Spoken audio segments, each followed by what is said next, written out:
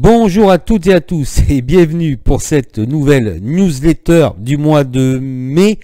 Avant de faire le point sur les marchés financiers, alors en fait, est-ce que ça va être sell in May and go away? Je tiens à remercier tous les abonnés et tous les nouveaux abonnés qui m'ont rejoint sur ma chaîne suite aux dernières vidéos d'analyse technique que j'ai réalisées. Bien sûr, je remercie tous ceux qui ont mis un like sur mes vidéos, qui ont partagé mes vidéos, qui ont commenté ces vidéos. Continuez dans ce sens. Effectivement, tout ce que je réalise sur ma chaîne YouTube est accessible gratuitement. Donc voilà, c'est à vous après de liker, de partager, d'en parler pour justement ces vidéos soient diffusées plus largement. Je tiens également à remercier très chaleureusement Monsieur Robert Laffont qui me permet depuis ce mois-ci de réaliser un article. Voilà, donc vous pouvez voir cet article sur le site entreprendre.fr. Je mets le lien dans la description de la vidéo. Il y aura donc un article par mois sur la bourse. Bien, maintenant, nous allons commencer cette newsletter et faire le point. Découvrir, analyser et comprendre ce que veut nous dire le marché. C'est parti, la synthèse des marchés, cette bulle boursière, où en est cette bulle boursière? Alors si je fais un petit résumé de la newsletter précédente, donc j'explique, voilà, vous êtes sur une hausse, on a beau être cher, mais c'est haussier. J'explique qu'il y aura une correction vraisemblablement en mai, en tout cas entre mai et au maximum sur le mois d'août. Voilà, effectivement, plus on s'éloignera des 5650 et plus en fait après, je dirais, on s'éloignera d'un crack imminent. Et surtout, à la hausse, ce qui est important, ce que j'explique, c'est de dépasser les 6400 points. Voilà, après je ne vous explique pas, bien sûr, je ne vous explique pas pour quelle raison je suis arrivé à ce chiffre. Voilà, ça c'est du secret. Alors vous voyez qu'on n'est pas loin là des 6400 points, mais pour moi, ce sera vraiment significatif si l'on passe les 6400 points, et je dirais assez brutalement, d'accord, et que on les conserve. C'est-à-dire que voilà, ça, on passe vraiment bien, on les conserve, et là on repartirait. On continuerait, je dirais, voilà, cette bulle.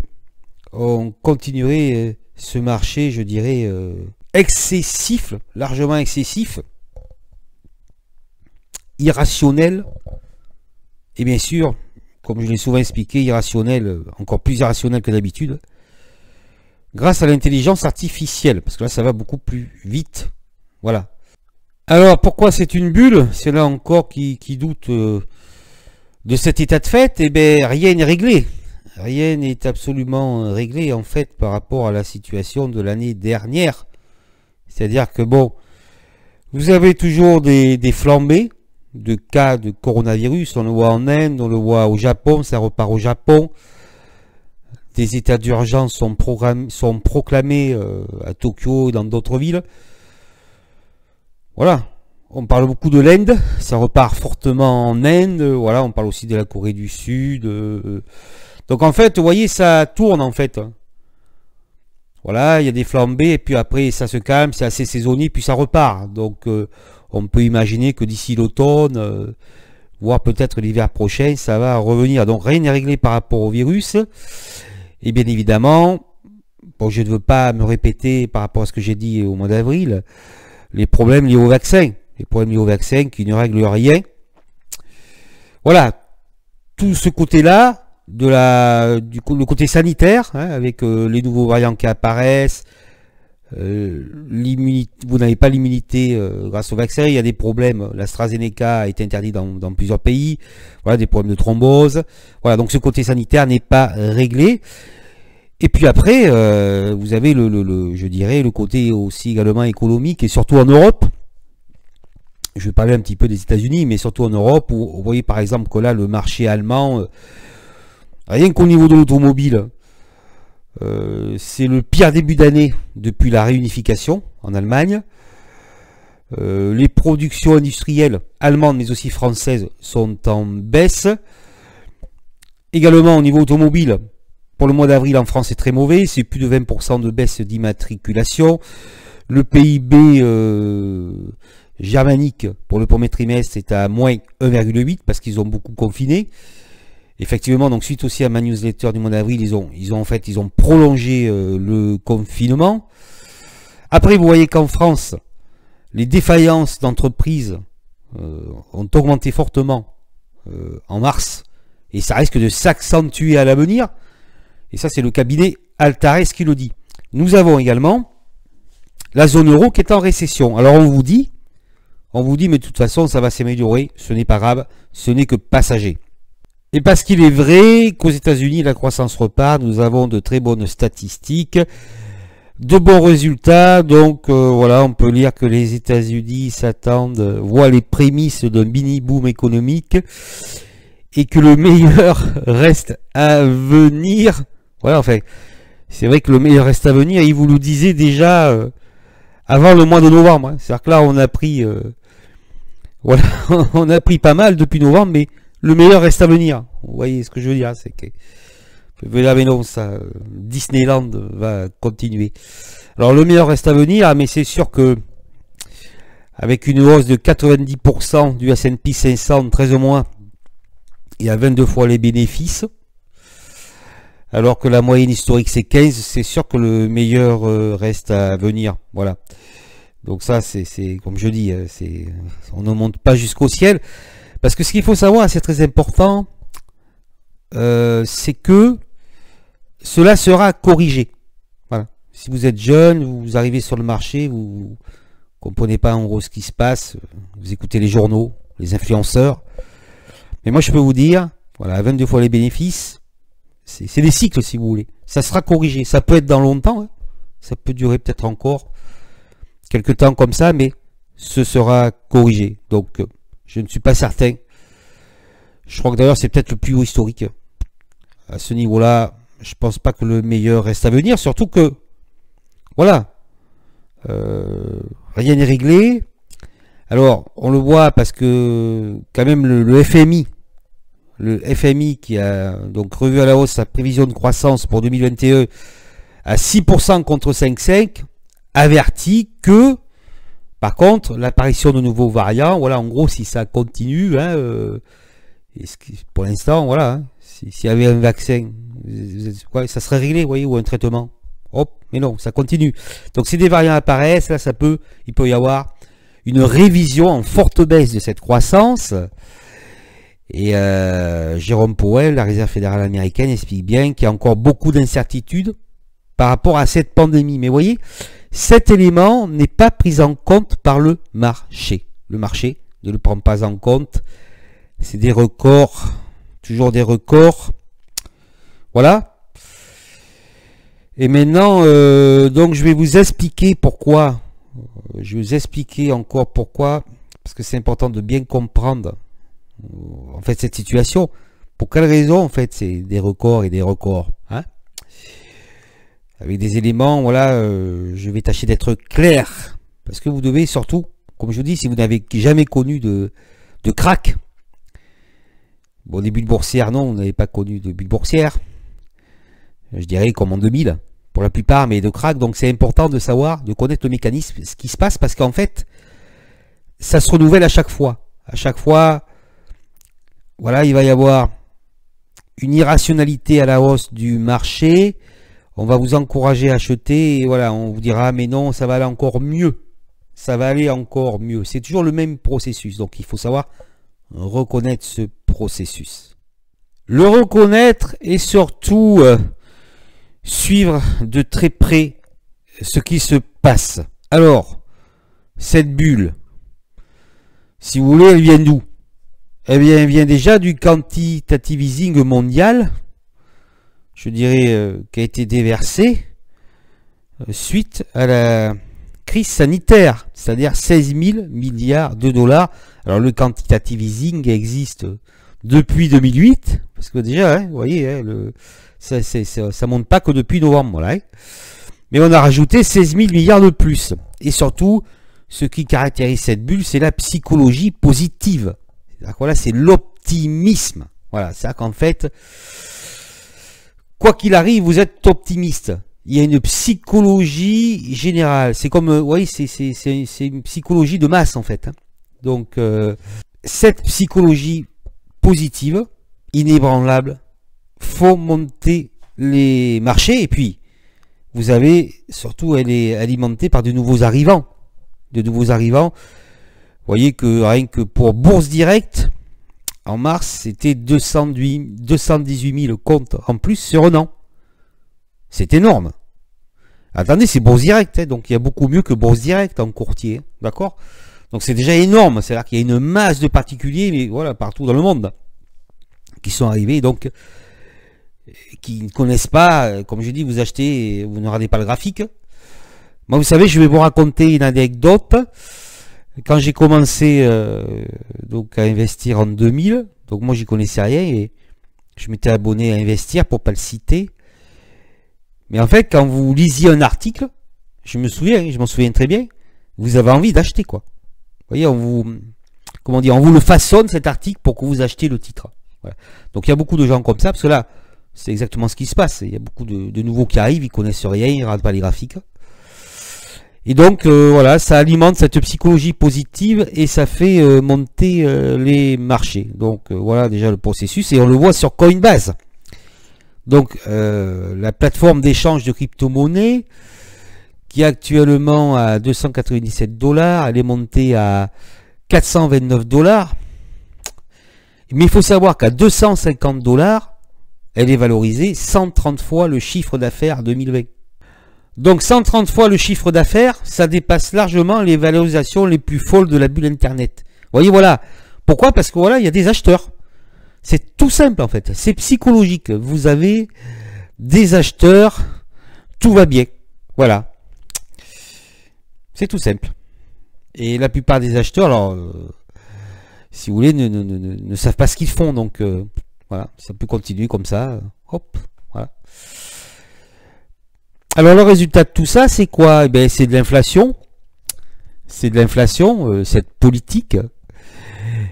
Et donc Monsieur Powell l'a fait remarquer. Donc pour lui, il n'y avait pas de... Bon, c'était juste que passager, c'est vrai, mais je pense que l'erreur que commet la Réserve fédérale, hein, c'est de laisser aller un petit peu cette politique de taux à zéro, voire négatif. Parce que, comme le dit Nouriel Roubini, en fait, là, le taux bas, les taux bas ou les taux négatifs font en sorte que les investisseurs augmentent leur risque sur les marchés financiers.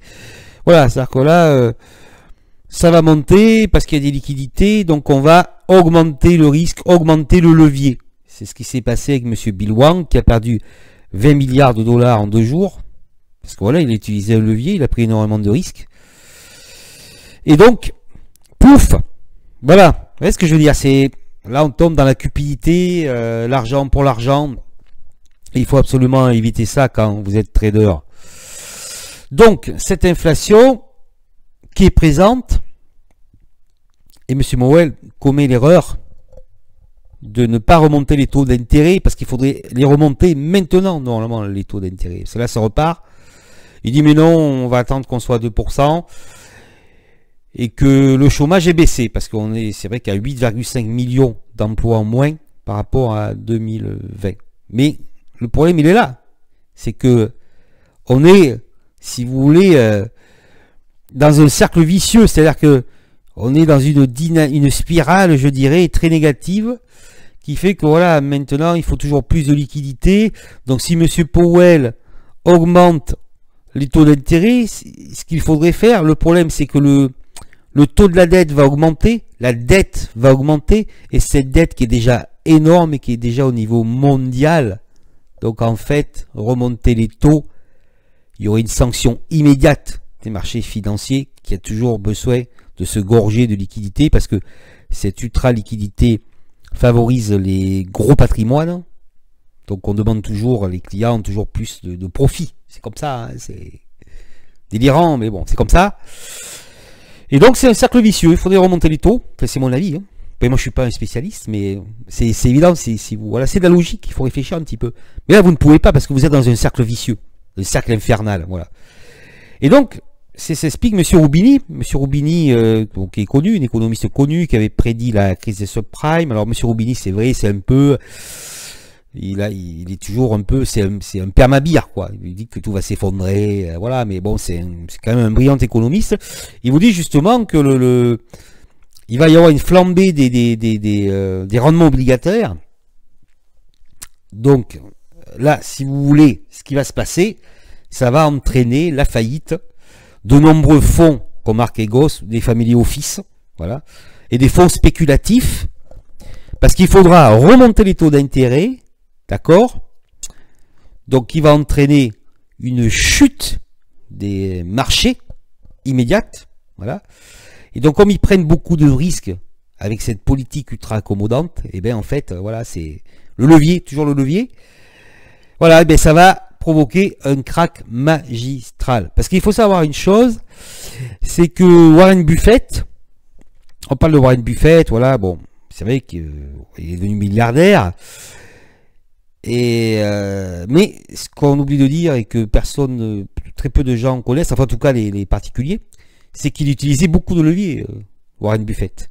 Alors les performances qu'il a faites, c'est grâce au levier. Voilà. Hein. Après, bon, bien sûr, quand il y a eu la crise des subprimes, il était beaucoup plus prudent. En fait, il était en perte pendant la crise des subprimes, Warren Buffett. Il a attendu, en fait. Voilà. Mais ses performances sont dues au levier. Il a pris des risques. Donc là, taux négatif, prise de risque. Donc augmentation des rendements obligataires. On augmente les taux, la dette augmente. Et cette prise de risque est brisée. Et donc, ça entraîne... Ça va vite. Hein. Vous avez vu Archegos, c'était rapide. Hein. Avec l'appel de marge. On vous réclame de l'argent parce que ça va dans l'autre sens. Donc ça provoque effectivement, voilà, un crack sur les marchés financiers. Donc c'est ça, c'est l'inflation. Et cette inflation qui va sûrement arriver. Donc cette bulle continue à être alimentée puisqu'il n'y a pas d'inflexion de la politique de la Banque centrale qui continue à acheter 120 milliards de dollars de titres par mois. Voilà. Donc, on continue. Comme dit M. Roubini, les valorisations atteignent des niveaux de 1929 ou de la crise technologique au début des années 2000. Et ce levier, le risque, le levier. Et en fait, la ruine des traders a déjà commencé sur le Bitcoin. Bitcoin qui, voilà, qui est monté à 63 000 et des poussières. Et pour mémoire, voilà, donc si il y a une personne assez réputée qui dit qu'en fait le Bitcoin est complètement manipulé, enfin voilà, que cette montée elle est orchestrée par un minimum de personnes, voilà, bon, qui ont les moyens, etc. Il explique ça. Bon, ce qui est tout à fait vrai. Donc c'est déjà, ça se produit déjà sur le Bitcoin parce qu'il y a énormément de volatilité sur le Bitcoin, c'est très très très volatile. Et vous voyez qu'on a perdu plus de 20% entre le 13 et le 23 avril quand monsieur Biden a annoncé la surtaxe. Mais si vous voulez, je le répète encore une fois, hein, bon, ceux qui me suivent depuis longtemps le savent, mais si vous êtes là à nouveau, je vous le dis, c'est le prétexte ça. Hein. Donc quand on est sur une hausse parabolique, le Bitcoin, voilà, un cours a pris 2 fois 3 fois 2 fois 3 en peu de temps, on va vous donner un prétexte qui va faire chuter le titre. Mais en fait c'est un prétexte. C'est normal que ça chute. Enfin voilà, il faut, quand vous connaissez les marchés, vous avez compris comment ça fonctionne. Et ça fonctionne de cette façon. Donc la ruine des traders a déjà commencé avec l'effet de levier. Et je peux vous garantir que de source sûre, il y a des milliers de traders tous les jours qui sont ruinés à cause du levier sur les crypto-monnaies, alors que c'est haussier. Vous voyez ce que je veux dire? C'est certes volatile, mais c'est haussier. Donc les gens commencent à se ruiner sur, je dirais, un marché haussier. Voilà, c'est ça, vous voyez ce que je veux dire? Ça, si vous me suivez sur mon groupe Facebook, quand je vous dis le jour où il va y avoir le crack, ça va faire très mal. Parce qu'alors là, ça va être un massacre. Vraiment un massacre. Voilà. Donc, avant de faire une petite conclusion, maintenant je vais vous donner mon point de vue sur ce mois de mai. Je vais parler essentiellement du CAC 40. Donc je vais vous dire comment je vois les marchés maintenant pour ce mois de mai. Alors, bon, comme je l'ai annoncé au mois d'avril, je vois une correction plus ou moins significative sur les marchés financiers, puisque, bon, c'est vrai, c'est une bulle, mais voilà. Regardez un peu le graphique du CAC 40, et il y a toujours des corrections. C'est-à-dire que même quand ça va bien, voilà, quand ce n'est pas truqué, je dirais, voilà, hein, il y a des corrections dans une année, d'accord? Donc là, c'est largement surévalué. Donc la correction est encore plus que légitime, mais je la vois arriver. Voilà, ben, le mois de mai, ça commence lundi. Surtout que depuis quelque temps, voilà, on tourne un peu autour du pot. Vous voyez bien ce qui se passe. Le Nasdaq, il a du mal. Les résultats sont vendus quand même. Bon, certains sont achetés, d'accord, mais regardez bien, les bons résultats sont vendus quand même. Des bons résultats sont vendus, alors ils sont un petit peu achetés, pas beaucoup. Ça, c'est un signe. Voilà. Le CAC, bon, on a clôturé à donc 6269 points. Voilà, ça commence à descendre un peu tout doucement. Hein. Donc voilà, bon, après, bien sûr, ça va être des prétextes, etc., etc., peut-être l'inflation, voilà. Donc, je vois le CAC 40 chuter jusqu'à 5800 points minimum au mois de mai. Voilà, avec une possibilité d'atteindre des 5650, mais je dirais au moins 5800 points. Atteindre des 5650 et pourquoi pas une correction significative amenant jusqu'à 5450 points, c'est ce que j'avais donné donc au mois d'avril, le mois dernier, voilà.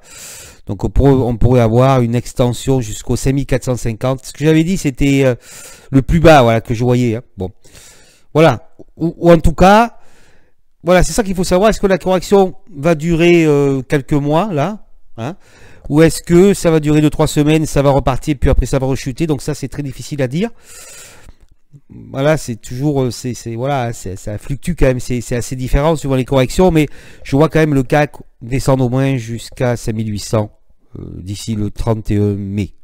Voilà. Alors après, voilà, c'est la bulle. Je pourrais faire une vidéo où vous parler de ça, je vous le montrerai sûrement dans mes formations. Des anomalies graphiques, je peux voir c'est un truc de malade. Donc après, oui, oui, ben voilà, hein, ce que je ne retire pas ce que j'ai dit.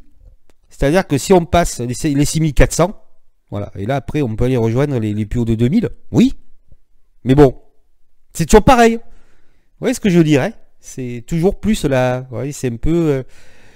vous êtes dans votre voiture de course, vous connaissez le circuit, vous voulez encore aller plus vite. Voilà, un peu plus de sensations, vous voyez. Mais au bout d'un moment, vous allez vous planter. Donc là, sincèrement, je vois pas, vu là comment ça se passe là, je pense pas qu'on va dépasser les 6400, qu'on va s'envoler au mois de mai. Mais bon, après, voilà. Hein.